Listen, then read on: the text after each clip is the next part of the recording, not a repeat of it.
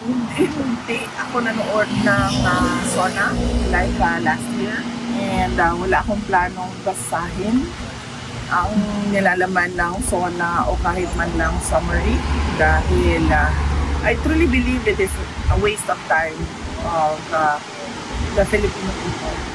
Hindi nyo ba napansin, hindi na-discuss yung 2027 budget na mas committed talaga sila na talagang mapunta sa taong bayan? Hindi na-discuss yung 2027 budget. Bakit? Bakit? Yung sinabi niya na mahiya naman kayo, it was a PR stunt na sinali nila yung linya na yon sa speech niya na nag-backfire.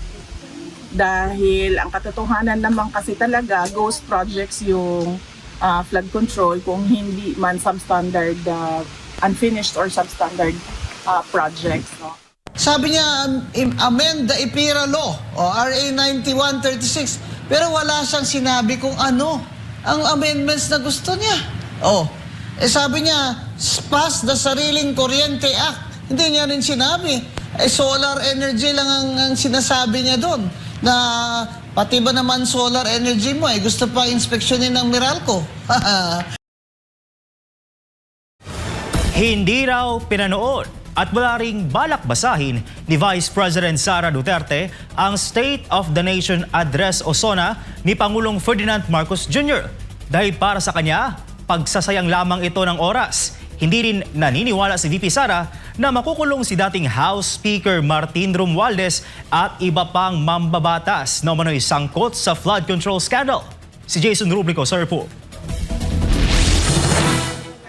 Kasalukuyang nasa The Hague, Netherlands si Vice President Sara Duterte upang bisitahin ang kanyang amang si dating Pangulong Rodrigo Duterte na nakakulong sa detention facility ng International Criminal Court. Okay lang naman siya, wala mo siyang problema. We had productive discussion about politics. So ang gusto lang, naubos yung oras namin sa kakatanong niya sa estado ng politika sa Pilipinas.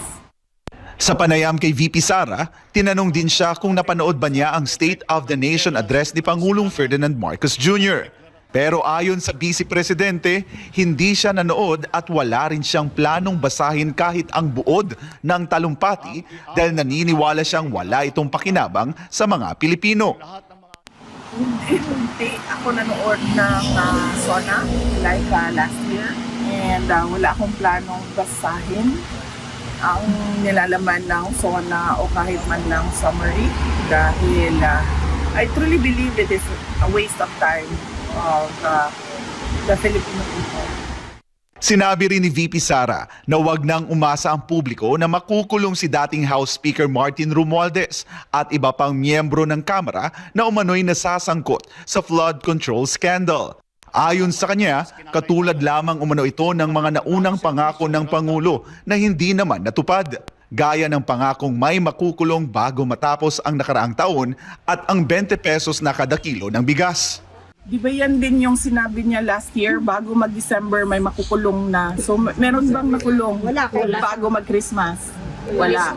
So wag niyo na i-expect na makulong yung dating speaker o mga members ng House of Representatives. Huwag niyong balik na lang tayo sa 20 pesos ang bigas. Doon tayo sa 20 ang bigas. Tinupad ba hindi? May makukulong before Christmas. Tinupad ba hindi? Wala. So bakit pa kayo naniniwala at nanonood ng SONA? Correct. Tinawag din ni VP Sara na PR stunt ang naging pahayag ni Marcos sa SONA na mahiya naman kayo, na tumutukoy umano sa mga sangkot sa maanomalyang flood control projects. Wala naman siya napakulong sa flood control scandal eh. At saka yung sinabi niya na mahiya naman kayo, it was a PR stunt na sinali nila yung linya na yon sa speech niya na nag-backfire. Dahil ang katotohanan naman kasi talaga, ghost projects yung flood control kung hindi man substandard, unfinished or substandard projects. No? Gate pa ni VP Sara, sinabi lamang ito ng Pangulo upang mailayo ang kanyang sarili sa usapin ng katiwalian sa flood control projects, lalo pat siya ang lumagda sa pambansang budget. Sinasabi niya na lang yan ngayon na parang ako yung nagsabi ng mahiya naman kayo para mailayo niya yung sarili niya doon sa flood control scandal. Unfortunately, hindi niya pwedeng gawin na ilayo niya yung sarili niya doon sa korupsyon sa flood control scandal kasi siya yung pumirma ng budget. Ayon kay VP Sara, hindi maikakaila ng Pangulo ang pananagutan sa umano'y flood control anomaly dahil siya ang lumagda sa budget kahit alam niya umano ang mga insertion dito. Sinabi rin niya na ito ang isa sa mga naging batayan ng impeachment complaint na isinampa laban sa kanya noon. Para sa Diyos at sa Pilipinas kong mahal, ako si Jason Rubrico, SMNR News. Nagtaka ang isang ekonomista kung bakit hindi nabanggit ni Pangulong Ferdinand Marcos Jr. sa kanyang ikalimang State of the Nation Address o SONA ang panukalang 2026 national budget na anyay isa sa pinakamahalagang usaping dapat mailatag sa publiko. Ayon sa ekonomista, karapatan ng bawat Pilipino na malaman kung magkano ang nakalaang pondo ng pamahalaan para sa susunod na taon, kung saan ito ilalaan at paano ito gagastusin. Tunghayan natin ang balita ni Paul Montibon. Nagtaka ang isang ekonomista kung bakit hindi nabanggit ni Pangulong Ferdinand Marcos Jr. sa kanyang ikalimang State of the Nation Address o SONA ang panukalang 2026 national budget na anyay isa sa pinakamahalagang usaping dapat malaman ng publiko. Ayon kay UP Professor Astro del Castillo, mahalagang mailahad ng administrasyon kung magkano ang nakalaang pondo para sa mga susunod na taon, kung saan ito ilalaan at paano ito gagastusin ng pamahalaan. Iginiit ng ekonomista na karapatan ng bawat Pilipino na malaman kung paano pamamahalaan ang kaban ng bayan, lalo na't ang pondo ng gobyerno ay mula rin sa buwis ng mamamayan. Isa pa, hindi nyo ba napansin, hindi na-discuss yung 2027 budget na mas committed talaga sila na talagang mapunta sa taong bayan? Hindi na-discuss yung 2027 budget. Bakit? Bakit? May hirit pa si Del Castillo na dapat ding maging malinaw sa publiko kung may mga panibagong kasunduan o deals na nakakaapekto sa paggasta ng pamahalaan. Meron na naman bang deals na nangyayari amongst anyway, I'm just an economist, hindi naman ako political Pero ayun, nagtataka lang ako.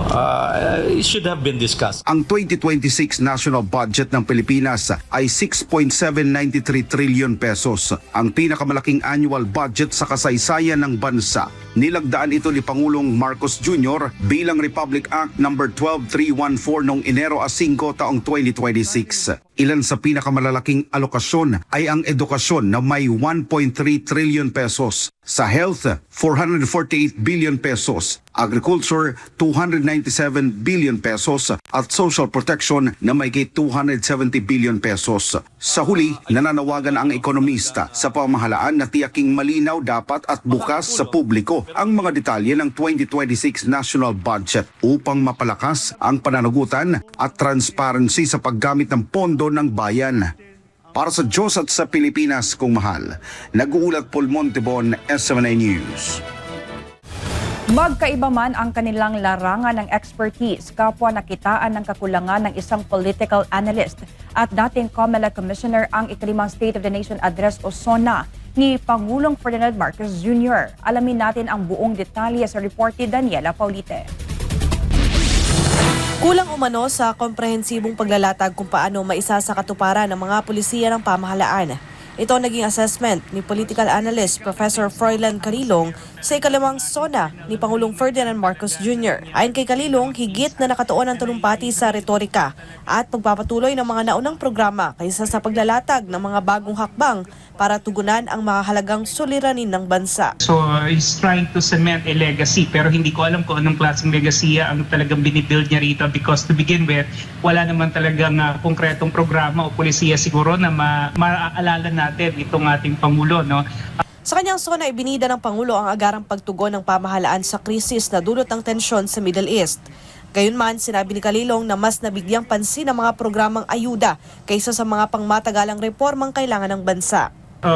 Pinapakita naman niya rito na naiintindihan niya yung sentimiento at yung nararanasan ng mga kababayan natin at the ground yung mga nasa laylayan, pero nakukulangan pa rin ako sa kung paano talaga siya maglalatag ng mga tinatawag nating structural reforms that are sustainable and at the same time meron talagang maayos na pagpapatupad, because again nandito pa rin tayo doon sa kanyang ayuda diplomacy, which I believe is not really working at all. Maging sa dating COMELEC Commissioner Attorney Rowena Guanzon ay nagsabing kulang sa konkretong detalye ang Pangulo kung paano ipatutupad ang ilan sa mga pulisiyang kanyang inihayag. Kabilang dito ang pag-amyenda sa EPIRA Law at pagtanggal sa system laws na ipinapasa sa mga consumer. Sabi niya, amend the EPIRA Law, RA 9136. Pero wala siyang sinabi kung ano ang amendments na gusto niya. Sabi niya, pass the Sariling Kuryente Act. Hindi niya rin sinabi. Solar energy lang ang sinasabi niya doon. Na pati ba naman solar energy mo, gusto pa inspeksyonin ng Meralco. Ayon pa kay Kalilong, hindi umano tumutugma sa realidad ang ipinapakitang imahe ng administrasyon sa SONA dahil mas nakatuon pa rin umano ito sa usaping politika kaysa sa pamamahala. Binanggit din niyang nananatiling mababa ang satisfaction rating ng Pangulo batay sa mga nagdaang survey. He's trying really his best to be a leader or a president that is focused on employing good governance. Pero alam naman natin na hindi ito yung nangyayari on a day-to-day basis, because his government is really dead set more or less in politics. At Samantala, kapwa rin ikinadismaya ni Kalilong at Guanzon ang kakulangan ng malinaw at detalyadong direksyon ng administrasyon pagdating sa foreign policy na anila isa sa mahahalagang usaping inaasahang magbibigay linaw sa SONA. Para sa Diyos at sa Pilipinas kong mahal, Daniela Paulite, SMNI News.